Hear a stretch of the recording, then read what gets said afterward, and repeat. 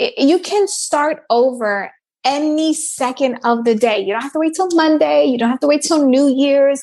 It is just picking yourself up, dusting yourself up, taking the lessons from whatever failure, fall, setback, and bringing it forward with you. We are capable of being resilient if we allow ourselves that gift. You're listening to Make Some Noise podcast, episode number 407 with guest Rachel Luna.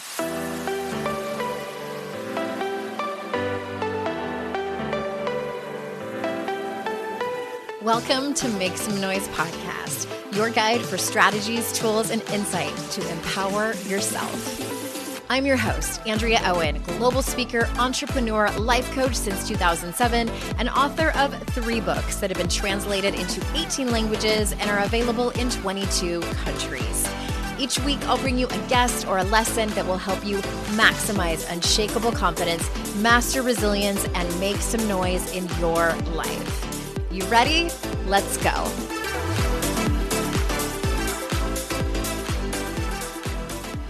Hello, my beautiful listeners. How are you today? Welcome to another episode. I am so glad that you are here. I have a couple of important announcements. First one being that you are phenomenal. And I hope that someone has told you that lately. And if they haven't, then I am here to tell you that you are an amazing human being. All right. That being said, I am going to be at the Bookmarks Festival this coming Saturday, September 25th.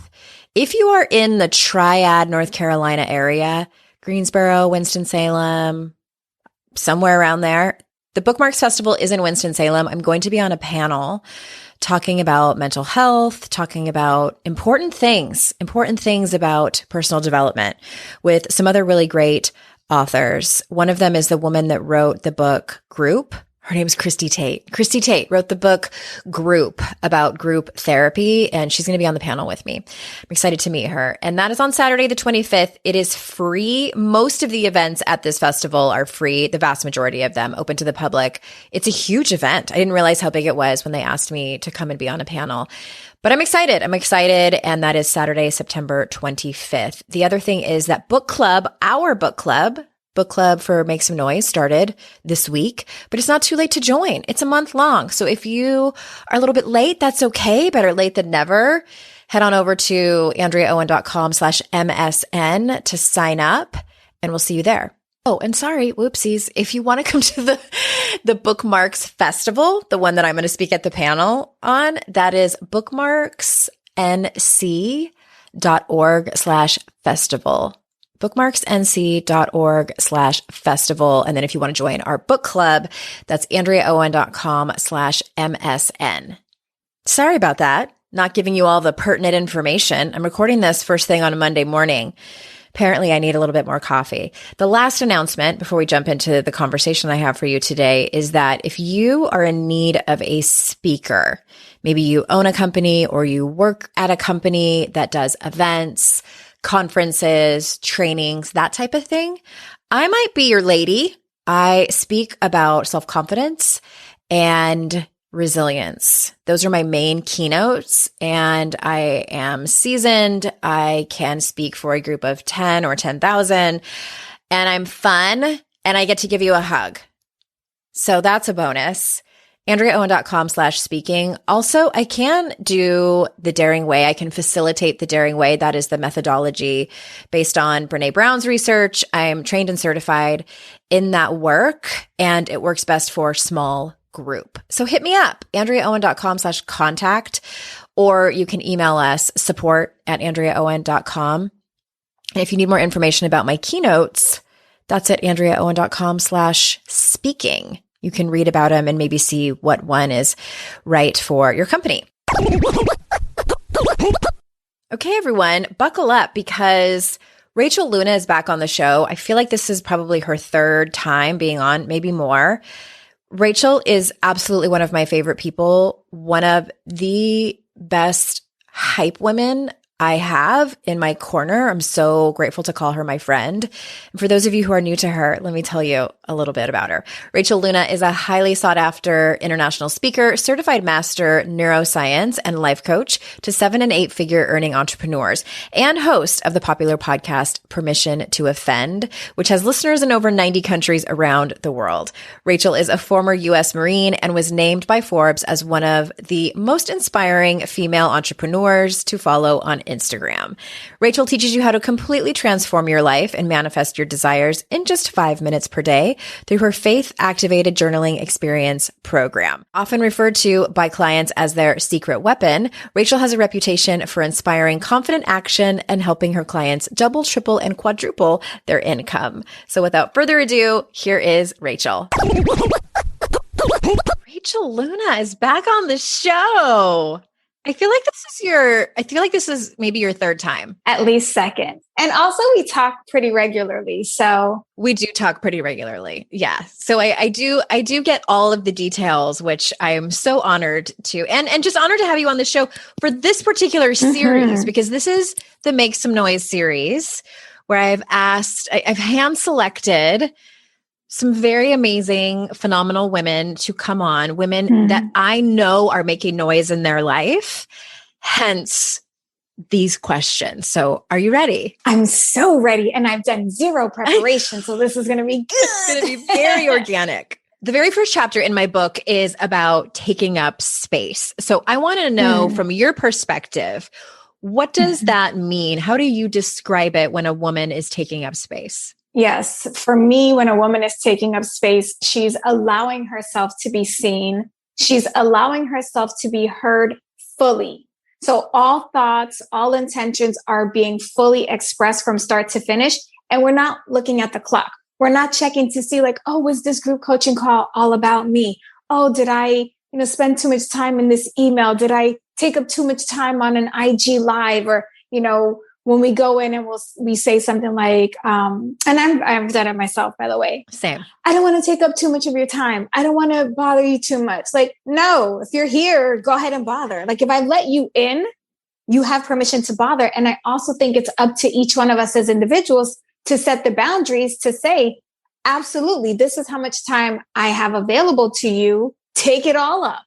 Take as much of it as you need. But at that hour mark or whatever time frame I've set as my boundary, then we'll table it for another day.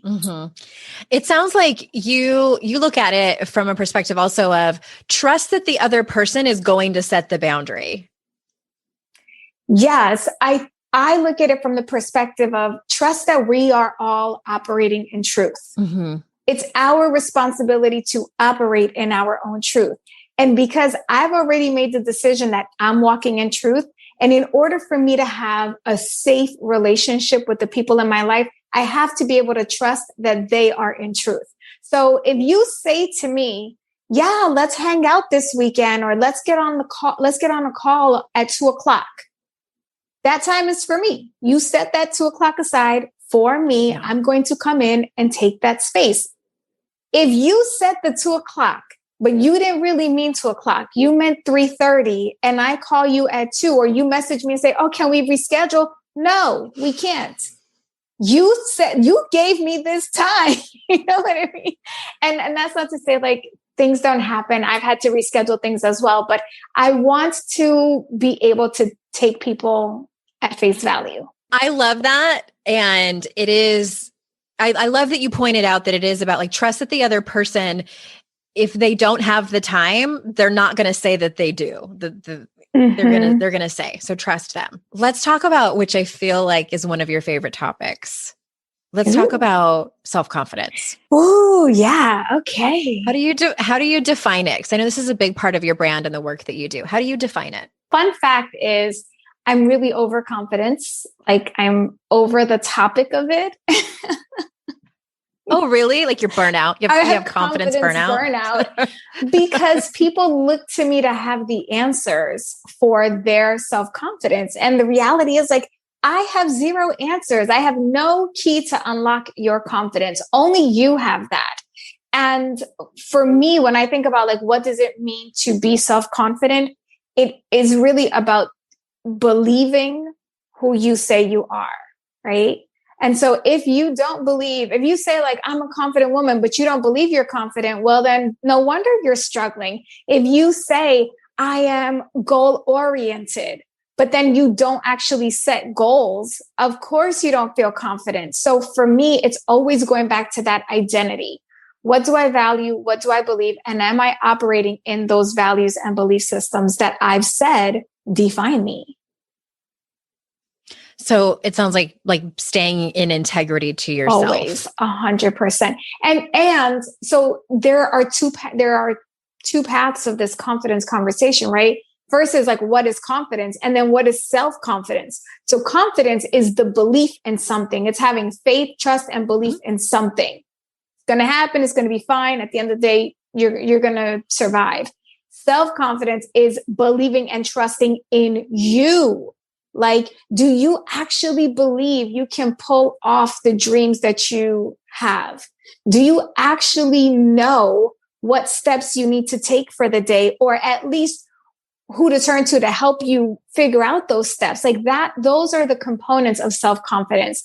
And I think that one of the biggest mistakes that people make when pursuing self-confidence is, as I said at the beginning, turning their attention to someone to help them find it or develop it or whatever. And listen, I've been selling confidence for years. So thank you for keeping me in business.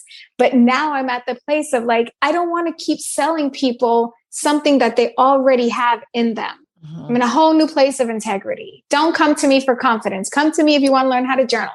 Come to me if you want to learn how to open up your mouth and speak your truth. Come to me if you want to have a good time or you want a community.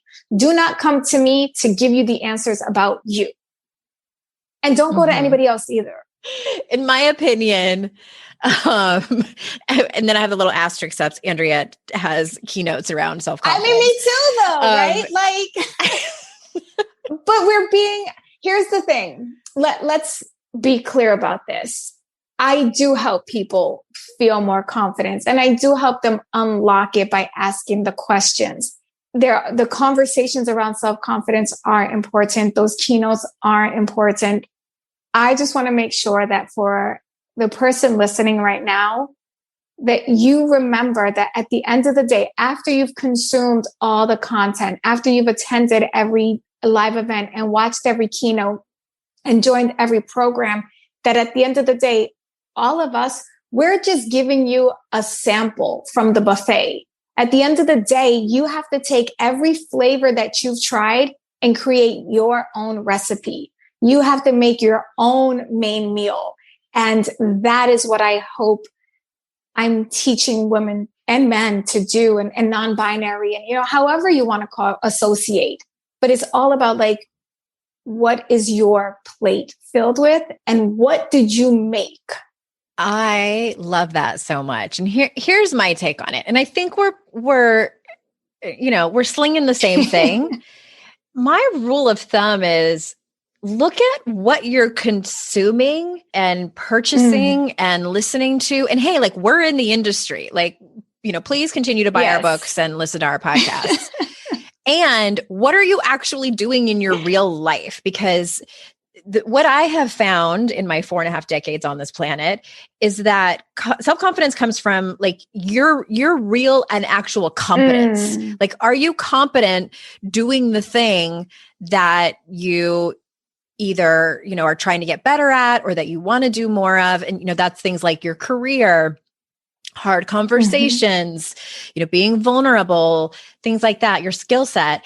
And then also, are you taking action on difficult things? And this doesn't have to be grandiose, giant things like going to medical school, in your 50s or something. Like, these are small bits of keeping action. Your closet clean. And I can't guarantee. Yeah.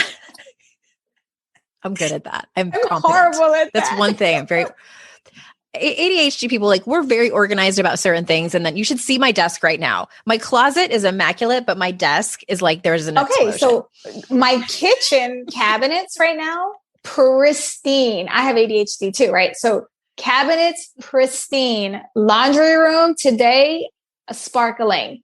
don't look in my closet. Please don't go into my bedroom closet. We're opposite. So, yeah. Well, yeah, the small thing, like take action. Take action is what I'm trying to say. And I cannot guarantee it's going to work out. You might fall on your face. You might get fired. They may say no to your promotion.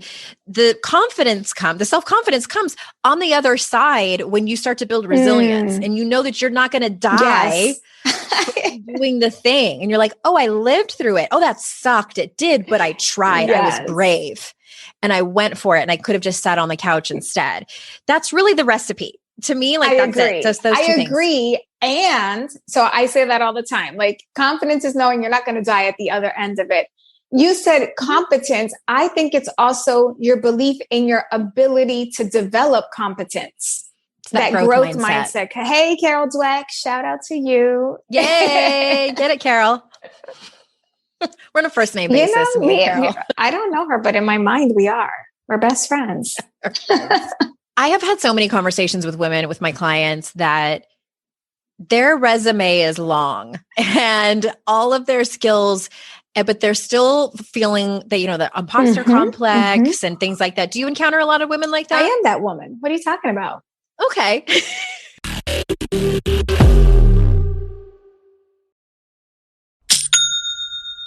Shopify's already taken the cash register online, helping millions sell billions around the world. But did you know that Shopify can do the same thing at your retail store?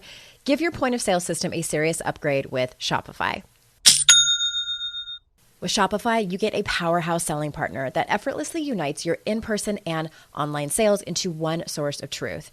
Track every sale across your business in one place and know exactly what's in stock.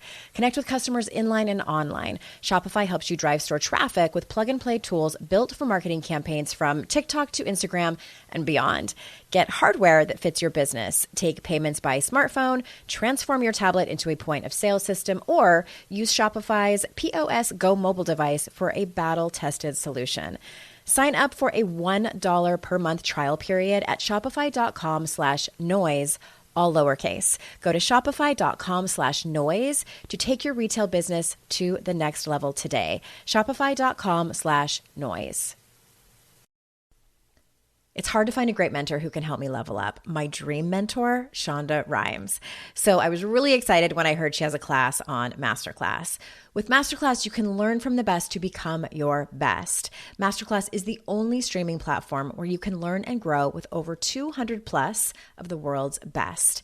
For just $10 a month, an annual membership with Masterclass gets you unlimited access to every instructor. And you can access Masterclass on your phone, computer, smart TV, or even in audio mode. I'm always looking for ways to be a better writer, so I took Shonda Rhimes' screenwriting class. It helped me gain concrete technical advice, including structuring, the writing process, and with shows under her belt like Grey's Anatomy and Bridgerton, it was so helpful. Plus, every new membership comes with a 30-day money-back guarantee. Don't wait another moment to start your learning journey with Masterclass. Right now, our listeners get an additional 15% off any annual membership at masterclass.com/Andrea. That's 15% off at masterclass.com/Andrea. Masterclass.com/Andrea.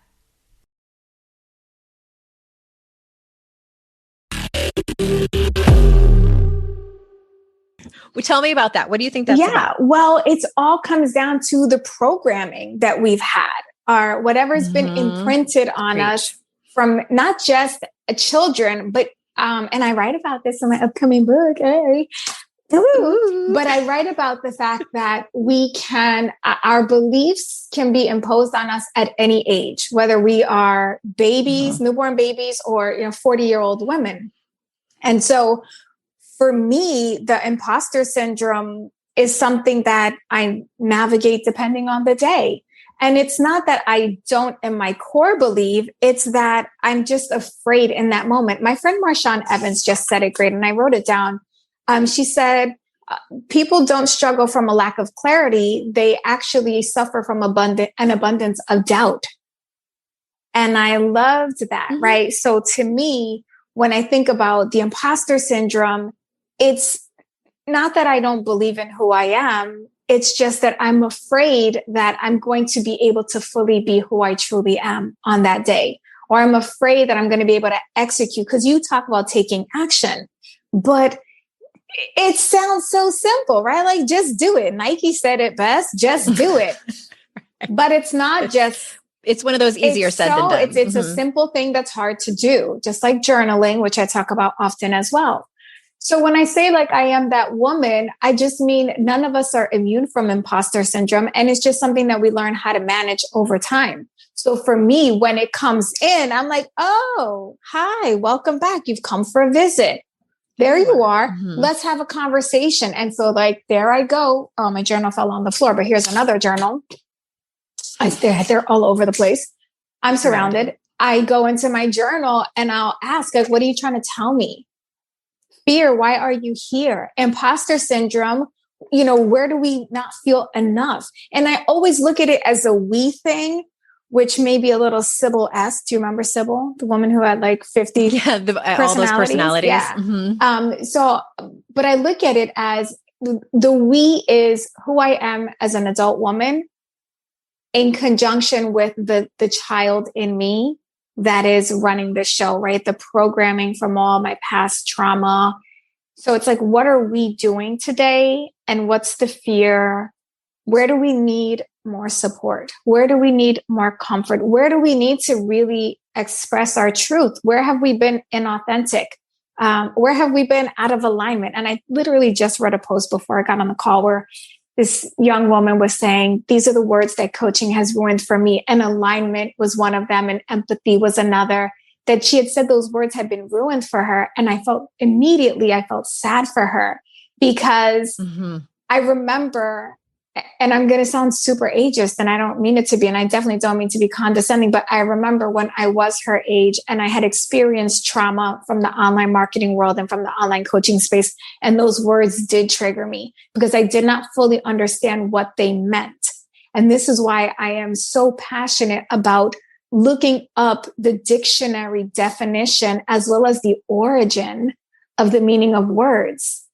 Because now it's like, I look and I think about getting aligned with that inner little girl who's in so much pain. And I have so much empathy and compassion for who I was when I was doing things that made me feel shamed. Well, I want to circle back to something you were pointing at, and I want to explicitly point at it. And that is self-compassion, that you have made that a part of it sounds like, you made it a part of your journaling practice, made it a part of your personal growth in general. When people dive into personal development, is they beat themselves up when they figure out how much doubt they have, when they figure out how much work they need to do on themselves or make up how much work they need, how much trauma they have. Like, oh, I'm such a mess. Like, will I ever get my shit together, et cetera, et cetera. And like, you can't beat yourself up into a better life. No. You can't bully yourself into happiness. So did that self-compassion come easy for you, or has it been a journey? No, it did not come easy for me. It came, oh God, I can't even tell you what it was that, maybe I can actually. Thanks for this question, because what was it? I mean, maybe it was just 2 years ago when I got diagnosed with breast cancer that I realized look, guilt is a very toxic emotion. It's so hard on the body. Anger is a toxic emotion. All of these things, if you look at how emotion affects our health, like our physical health, and how it contributes to disease, you will find pages and pages and pages of articles of how these negative emotions break down your actual DNA structure. And when I got diagnosed with breast cancer, I was already doing this work in the healing space, right? I was already learning how to forgive myself. I was already learning how to have compassion, but it feels like you're looking down the barrel of a gun, honestly. At least that's what it felt like for me being diagnosed, right? Because you don't know. And I was diagnosed with the most aggressive form. So I had to, in that moment, decide what this diagnosis was going to mean for me. And as I started to look at healing and how these guilt and shame and anger and fear, how toxic they are to the body, I was just like, I'm not going to feel that anymore. And by the way, of course, you still feel those things, but I'm not going to dwell in them, right? When I see it, instead of trying to suppress it or fight with it, I'm going to embrace it. So everything is, what am I missing right now? What do I need? What is the lesson, right? So a lot of people were sending me text messages. And by the way, when you get diagnosed with cancer, everyone messages you to say they're so sorry. And I really, really had a negative reaction to that because I felt like they were burying me, right? Like, oh, so sorry, it's all over. I remember you talking about that on Facebook, and you were like, "No, you're also good at telling people what you want, like how to support you." Yeah, well, that's a learned behavior. Because for so long I didn't, but then I got sick, right? So it's like you have to learn how to protect yourself. It's all about survival, right? The brain is hardwired for survival. That's why fear even exists. That's why guilt exists. Did you know that guilt is really there to help you change the patterns that are not serving you? And so it's all about changing the behavior, right? So for me, I was just like, I'm not going to live like this anymore. This is dumb. It's making me sick. So what is the alternative? I can heal from cancer and not learn a thing and then get sick again. Or I can just embrace like everything is here to teach me something. And it doesn't mean that when fear comes up or imposter syndrome or insecurity or doubt or shame or guilt or whatever emotion that sort of cripples our ability to take action, don't even think for a second that I'm like, oh, what's up, fear? You're back. Mimosas, green juice. No, I missed you. No, I cry. In fact, look, here's a page out of my journal from just 4 days ago, May 21st. I'm so freaking frustrated. I want to quit. F social media, F this whole online marketing. What's your promise gift? Literally, I was so mad the other day. I don't even know what I was mad about. By the way, just a little quick thing. It's really important that you get your blood work done, that you test your hormones, that you check that your vitamins are not deficient, because sometimes those things will create anxiety, will create stress and pressure. And you think you're upset about a social media marketing promise. I was like writing sales copy. Some marketing bro. Some marketing stuff. And it's not. Guess what it was? My vitamin D was low. I got a vitamin D shot. I was like, oh, the world is great. Life is good. You know, I got a Myers cocktail because I was low on vitamins. I got a Myers cocktail and a vitamin D shot, and I was on top of the world again, right? But here I was. I wrote it in my journal. I cried like the ugly cry. And then you know what I did? I sent a text message to 2 trusted friends, and I said, can I lean a gentle vent on you? I need help. I need support. I'm in a spiral. What if you just admitted that you're in a freaking spiral and you need some freaking help? Like, I am over, OVER, the facade, the fakeness in this online world. This is why people are getting sick, because we're not talking about the fact that I am over here breaking pens and ripping pages out of my journal, so pissed off, not giving ourselves permission. No, I mean, I'm done for now. Who needed that? Who needed that permission? Oh my God. Somebody. I love this last little bit that you just did. And partly because like I've known you for a minute, like I've known you for several years now. And I feel like, and correct me if I'm wrong, like I may not be right here. I feel like, I don't know if it was a combination of, you know, you turning 40 and being diagnosed with breast cancer. Like, it seems like you are officially like out of fucks. Like, so, you know, what's so funny though? This has been brewing. My friend Andra Bolin said this to me. I want to say this was maybe 3 or 4 years ago. She's great, by the way. We'll link to her. People need to follow her on social media. Andra Bolin is fantastic as a woman, as a sales coach, as a friend. Can't speak highly enough of her. But anyway, so we were talking and I was like, I just give 0 Fs. I'm done. And then she said, well, that's not true, Rachel. You actually do give deep fucks, right? That's what she said. And the reality is like, I give 0 Fs about who I offend. Things that don't matter. Right? In terms of like, if my truth offends you, I'm sorry that my truth offends you. I'm open for a dialogue, but my truth is my truth. And I'm open to seeing your perspective. I'm even open to maybe amending my truth. I reserve the right to change my mind at any time. I'm open to thoughtful feedback. Right. That's what I tell people. That's a great thing. But I do care deeply about other people finding their path. I care deeply about that. I care deeply about helping other people speak their truth, right? There's a question on my board here. Many people have asked me this question in one way or another, but I always write it down because this is what I'm always thinking is, how do I help them solve this? How do I do and say what I want without hurting or losing people? And the reality is that we are going to lose people. Yeah. We are going to lose them. But I want to help you feel good saying and doing what you want and losing people if that's what should happen. So I give no fucks and I give many deep fucks. It all depends on the day and the moment. Yeah.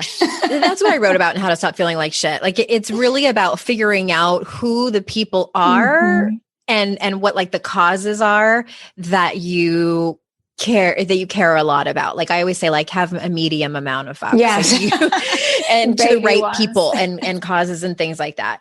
Yeah. It just sounds like you are super clear on what that is. And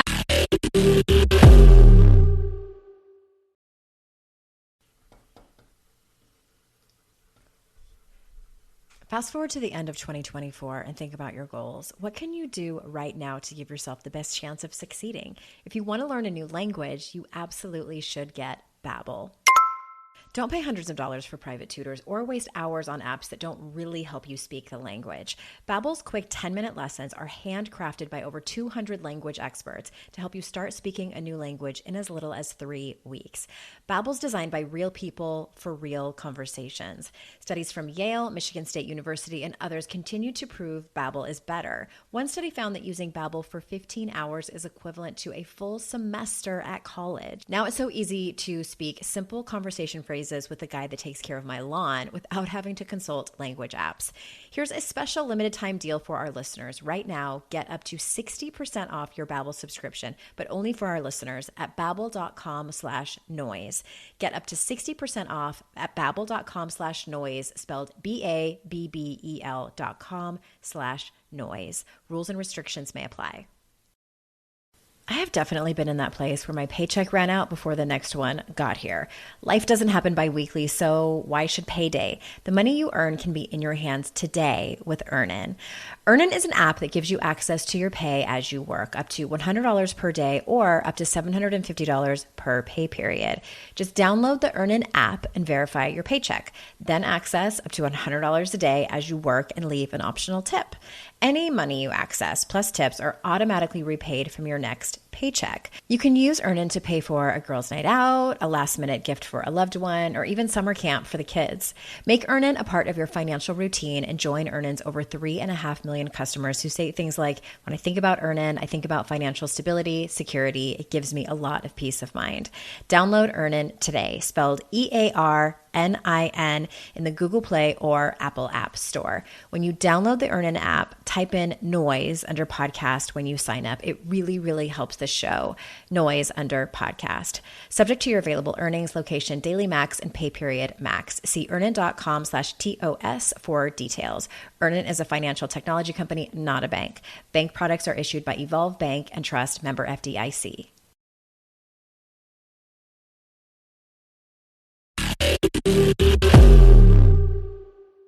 That was another question I was going to ask you about asking for support. And it sounds like you have a core group of people that you can lean on.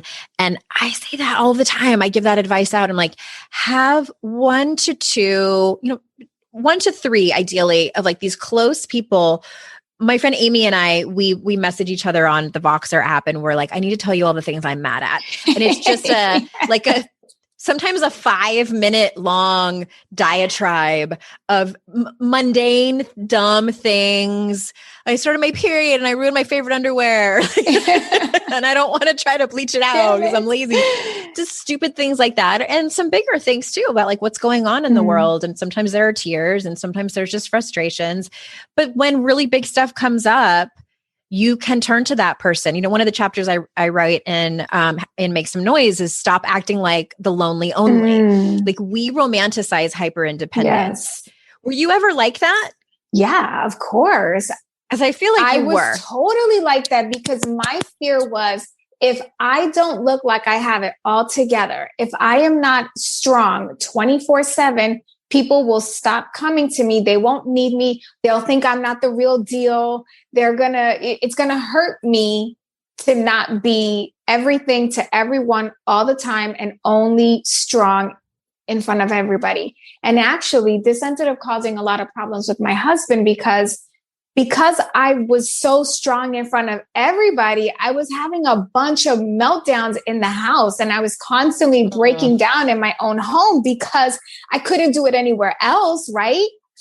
And I remember he said to me, and oh my gosh, this hurt my soul. It felt like he punched me. He might as well have just punched me in the stomach, really. He said, I feel like you're so good at helping everyone else, but you can't even help yourself. And if only people could see how you really are behind closed doors. And I just thought like, that's my biggest fear. That's my biggest fear, that people will see me broken down and will think that I can't help them because I'm having a moment of weakness. But the reality is that we are here to help each other. So the same way that I can be listen, I am a fantastic coach. No one will ever be able to tell me otherwise because I love what I do. I care so much about my clients. Like I'm brilliant at what I do.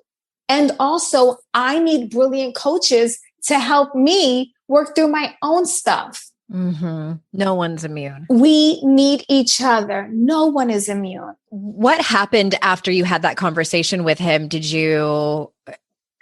I called him and punched him in the face. Kicked him in the nuts. No. After that happened, it wasn't overnight. It actually probably took maybe like another good year of me trying to figure out what his words meant to me and how I was going to, whether I was going to accept or reject them. And then finally, I was working on finding my own voice. So here's the thing. I've always been outspoken for other people. I'm like, I'll take up a picket fence. I'll get into fights for other people, but I never really was out there like fighting for myself, championing for me. I was always, and even in my business, right? My first 6 figures that I made in business wasn't selling my own stuff. It was me hyping up other people and being an affiliate, right? So I'm the ultimate hype woman for other people, but I wasn't a hype woman for myself. And so I'm so grateful that my husband has said a lot of dumb things over the years, but all of them have led me to a new level of growth. And so I'm really grateful for his candor and his willingness to give himself permission to offend me, right? And that's what I'm all about, like permission to offend. It took about a year for me to find my own voice and advocate for myself. And then I went and I told him, look, you're right. I do break down at home, but I need this to be a safe place for me to break down at home, right? Other people are leaning on me. I need to be able to lean on you. And let me know if that's not going to be okay, right? Let me know now. Let me know now. And it opened up so many more conversations for he and I. And so there are some things that my husband is available to support me on. And there are other things where like, absolutely not. He's going to be good for nothing. And I wanted to bring that point to what you said about having like 1 or 2 friends. I actually have a ton of friends and they're all in different little categories. Buckets.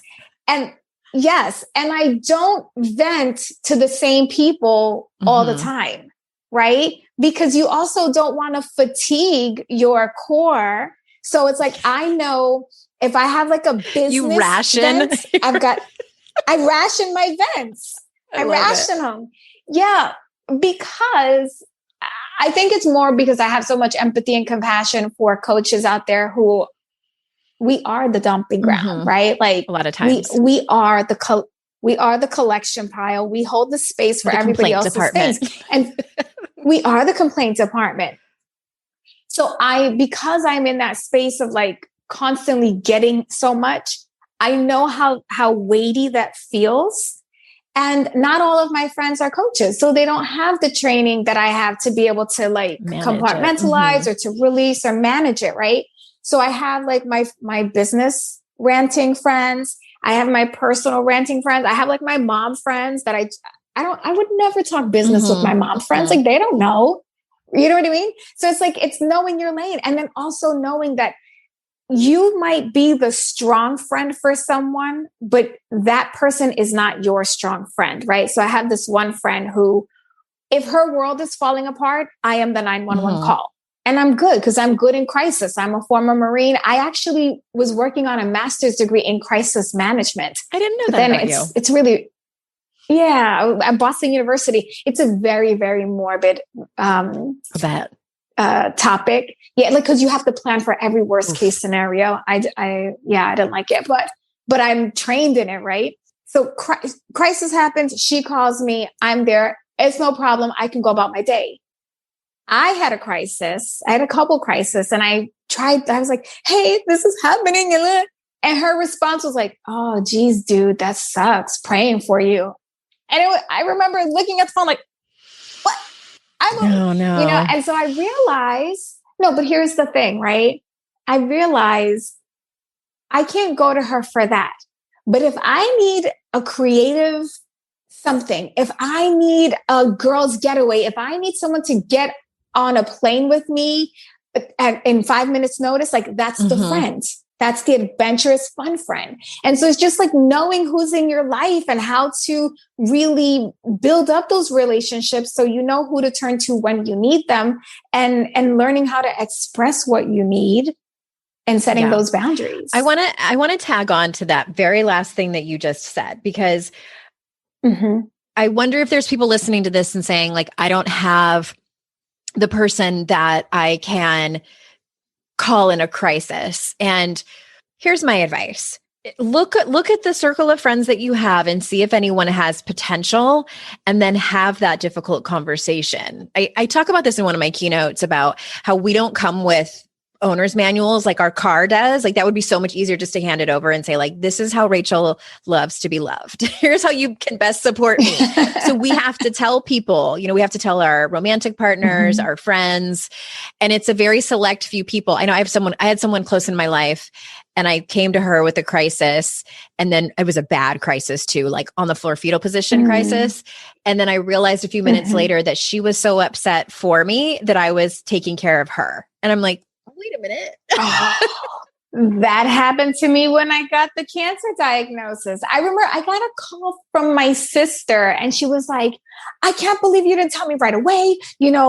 I'm so mad at you. You needed to do this because now I feel this way." And and I told her, I said, "Then this is why I didn't tell you, because I don't have the energy to manage how you feel about what's happening to me." About her.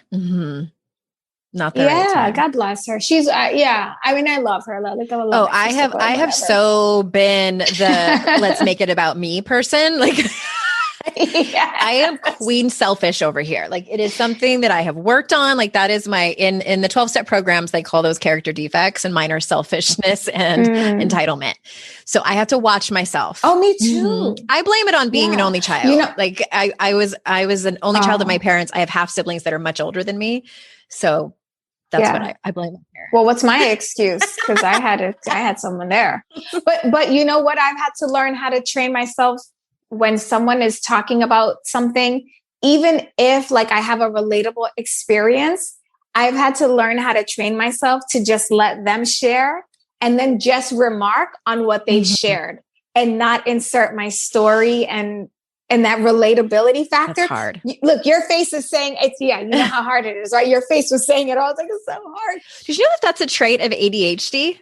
Is it? Yes. I forget like what is happening in the ADHD brain to where it's not really a character defect. I really hate that term of being selfish and not listening. It's something else. I mean, I'm not saying like use that as an excuse. Yeah. Like we do need better listening skills and being able to communicate in a healthy, reciprocal way. But I have a tattoo that says, "And I will listen." Does it really? Yeah.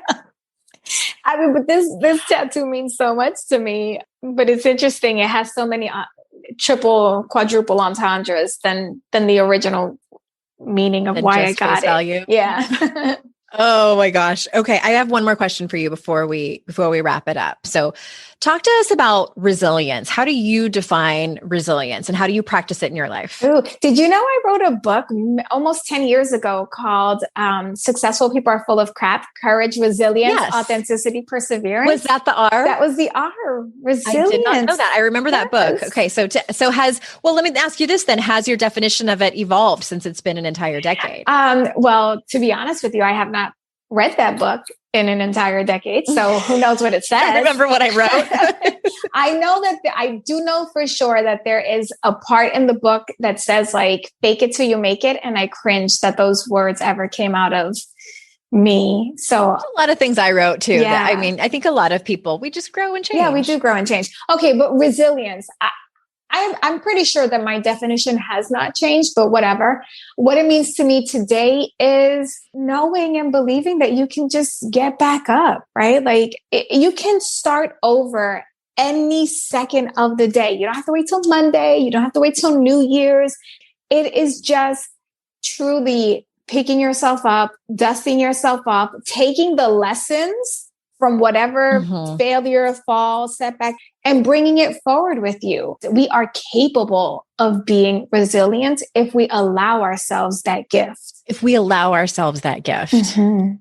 think that's the key is permission to know that we are hard. I love how Brene Brown says we are hardwired for struggle. Like, I don't like it. I don't like that we are, but I remember when I went through the worst time in my life, going through my divorce, getting conned, and my friends, I remember the feeling of discomfort in the room. Like they didn't know what to say. They didn't know what to do. And so many people said to me, and I didn't know how to take this. They said, I don't know if I would have been able to go through what you went through. And I'm like, what does that mean? Like, do you think that you would have spontaneously combusted? Do you think you would have taken your own life? Like, what? I don't understand that. And I try to put myself in that scenario. Like, would I ever say that to someone? And I think that they meant it more metaphorically. Like it was just so incredibly difficult. And my response was always, what choice did I have? Like I had to wake up every morning and that was my reality. Yeah. And for the first month or so, it was like, that like twilight phase of waking up and you're like, oh, you're stretching. And then you realize like the position you are in your life and you're like, fuck. I'm not waking up in a different dimension or a different life yet. And it's just, I had no choice. Every hour passed, every day. But you passed. did have a choice. To me, I didn't. I know, but that's what they meant, right? Of course, you would feel that way. Like, I have no choice. I have to get on because you're resilient, because you are a survivor. I don't believe that everyone is built to survive. And I don't believe that everyone is. No. Tell me more about that. No, I don't. I mean, if everyone was built to survive, we wouldn't have the amount of suicide rates that we have. That's true. Right? Like, I think that we can be trained to survive, but again, you have to be put in the environment where you have the support, you have the feedback, you have the training, you have the reprogramming. And some people don't get that, or some people get it too late in life. So for you are, I mean, you could just see it, right? Your soul is that of someone who is going to make it no matter what. But that's because you've already at some internal level made that decision. Other people have never even had to battle with the decision, right? They've never even had to make that choice. So they don't even know how they would make it, right? But if you've gone through trauma, you know, like, okay, I have a choice here. I'm either going to get up and do something, or I'm going to possibly die in this pool. Well, and I also think we have a major mental health crisis on our hands in this country and beyond. Yes. I think that so many people really were meant to survive. And I think that they just have been, anyway, that's another conversation for another time. But I think that part of my point in telling that story is that I felt almost that it was a little bit shaming, but not that they were shaming me, but like I felt like, yeah, I did. I got up every day and felt humiliated as to where I was, and had people telling me like, you shouldn't feel this way and blah, blah, blah, blah, blah. And it was like, well, fuck. But I think also that the reason that I felt uncomfortable when people said it is because, like you said, they couldn't fathom going through something like that and they didn't want it. And it felt a little bit like, you stay over there with your mess of a life, and I'm going to stay over here because I'm afraid you're a little contagious, and I don't want to ever I don't ever want to face what you are facing right now. It is too difficult. I don't know how I would do it. That's how I internalized what they were saying to me. I don't think they meant it that way. I didn't internalize it a little bit way when you said it, because I've said things similar to people who've been in situations difficult. I always have meant it as like, you are so strong. I am so impressed and inspired by your strength through this. I can't imagine how you did that. I find that so triggering. And my best friend, the one I come to like when things fall apart, knows not to say that to me for a few different reasons. But as someone who was always praised for being strong, and like you had a rough go growing up. Yes, so I'm sure you were told growing up. Yes, I've been told that you were the whole strong time, one. And that's why it's so hard to then be vulnerable and to be weak, because you're the strong one. I had the same experience. Well, let me ask you this. What should we say? How do we acknowledge our reverence and admiration for all that you've been through? I would have loved if during that time, if someone would have looked me in the face and said, I don't know this for sure because I've never been through what you're going through, but it sounds like you're in an incredible amount of pain. And I'm so sorry that you have to go through this. You wanted empathy, not sympathy. I wanted someone to meet me where I was and just see me for how difficult it was instead of praising me for going through it. Because I didn't feel like I was any further. You know, maybe now that it's been 15 years, it doesn't bother me as much when someone says like, you were so strong for going through that. And just because I think I've been through so much therapy and have so much distance between it. But at the time, it made me want to punch somebody in the face because I didn't feel like I had a choice. And it's like, you don't see the terror that I have inside of, you know, being 31 years old. All I wanted to do was like settle down and have kids. Like my biological clock was like slamming me in the face. And, you know, my husband had like gone off and had kids with somebody else. Like that agony, all people saw what was on the surface was why I was getting up every day, putting makeup on my face, going to work, like going out with my friends because I was in survival mode. And they took that as strength. And I was on the inside going, y'all, I am struggling. That doesn't even begin to tell you what I am going through. That's what I wanted someone to acknowledge because that's how I built resilience. I didn't have it yet. I hadn't gone through it. I did not mean to go off on this tangent. I love that. No, I love that. And I see you. And I'm really grateful that you shared that with me because we never know what thing might come at us. And now I have a new tool as your friend to be able to support you and to just look at you and say like, girl, I see you. I can't even imagine. It has given me a new level of empathy for people. You know, I have a friend who's going through a terrible time with one of her children and her child's mental health. And I can pause and hold her feelings with reverence and witness the darkness that's happening. And it is deeply uncomfortable for me because I want to fix it. I want to tell her how strong she is and that they're going to get through it. which is all true. Right. But when someone is in the weeds, I get that. Just let me be in the weeds. Just say you're with me. Who said it? They said like, you're either at the top of the hole and they're in there and saying like, you can get out, you got this. Or you're that was Brene. Yeah, you're like in the hole too and you're with them. And it's just like, be in the hole with me. Yeah. Yeah, I don't need you to get so deep into where I need to take care of you or just sit with where me. We're both stuck in it. Yeah. I just need you to see me in it. Yeah. It's a skill. Like that kind of empathy is a skill. And I don't mean to blame and shame people who did their best to show up for me. Yeah. Like it was something that none of my friend circle had experienced yet. So I get it. Like I wouldn't have known how to act either. Right. I wouldn't have known what to say either. But I hope that in retrospect, I can help people who both are in a difficult situation or have a good friend or family member who's in that difficult situation. Because on the other side is resilience. Yeah, I agree. I feel like you should make that a carousel on Instagram of like, here's how to observe someone in a hole or something like that. Yeah. And just keep sharing that story often. And then we need to share it out so that we can all learn like, hey, this is another way.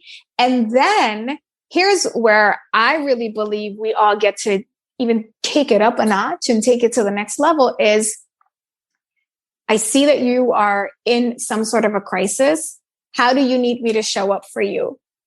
Or us in a crisis saying like, okay, I know that here are all the tools. This is how I need you to be, which is what I did, right? Once I started getting all those, I'm so sorry. I was like, I'm not available for this. And so whenever anyone would send me a message to say, I'm sorry, I would just forward them that post and say like, these are my guidelines. These are my rules of engagement. Rules of engagement with my breast cancer diagnosis. That's right. Here's the PDF. And follow it to a T or unfollow and get out. Or you won't get a text message back. Oh, good luck with that in the first place. We're both bad at that sometimes. I think it's so, and I want to add this. I want to add this onto about asking for what you want. And then also asking people like, how can I support you? If someone says, I have some suggestions, do you want to hear it? Be brave enough to say, no, thank you. Yeah. Because a lot of us are people pleasers and we'll say yes, even though we just want to be witnessed, so my best friend, we do this. And sometimes like I'll tell her about an argument or disagreement I had with my husband and I'm venting and she'll listen. And then I always know when it's coming, she'll take a deep breath and she'll say, I have some thoughts. And I know that's code for you're also in the wrong, Andrea. And I'm about to point it out. And I said, no, I don't want it. Yeah. Give me 24 hours. My best friend and I always say, what kind of friend do you need me to be right now?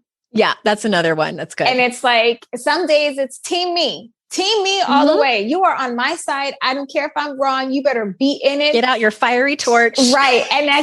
And I love it because as soon as either one of us, we just go in, the petty meter goes up to 1,000. Oh, yeah. And, and then other days they'll be like, no, you can, be real best friend.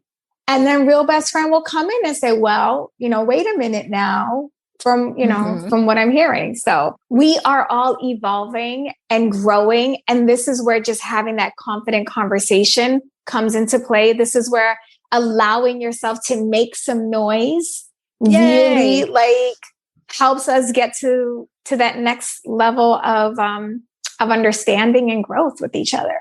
Can't wait for your book. Luna, I just love you. Thank you. Friend. I'm also going to post the link. I know you've been on at least once. And then in that episode, you talk about your background for people to get some more context. And then let's also tell people where to follow you on social media because you have a book coming out in the spring. Yes, I do. It's called Permission to Offend. Here's a little. That's so beautiful. Did you print that out for people that are just listening to this? We're on video here too.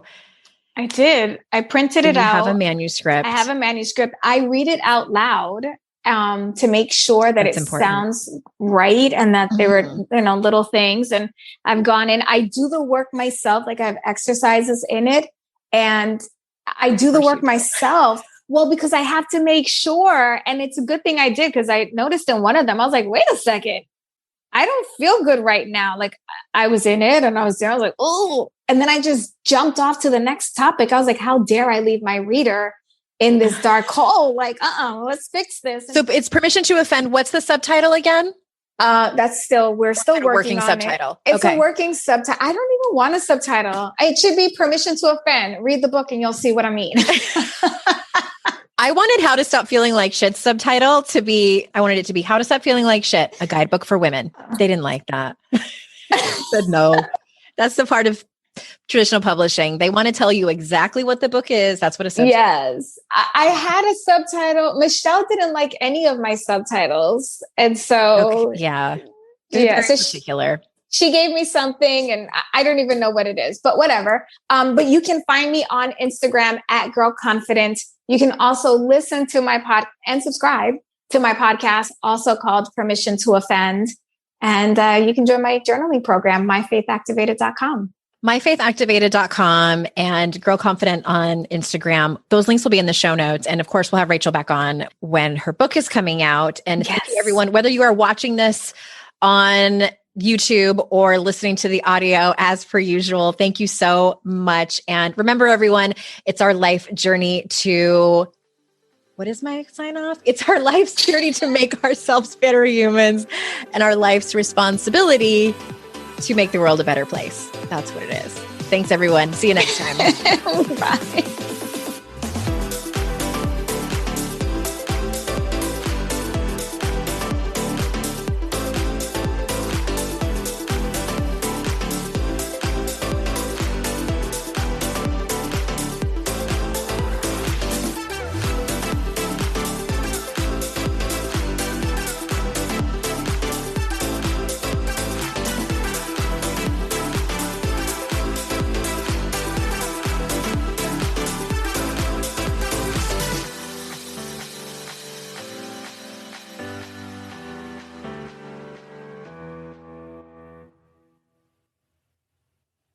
I'd like to introduce you to the Minimalist Moms podcast.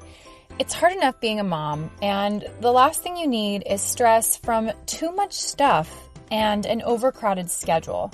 For too long, I lived with the mindset that bigger was better, and the more I added to my life, instead of feeling better, I felt overwhelmed.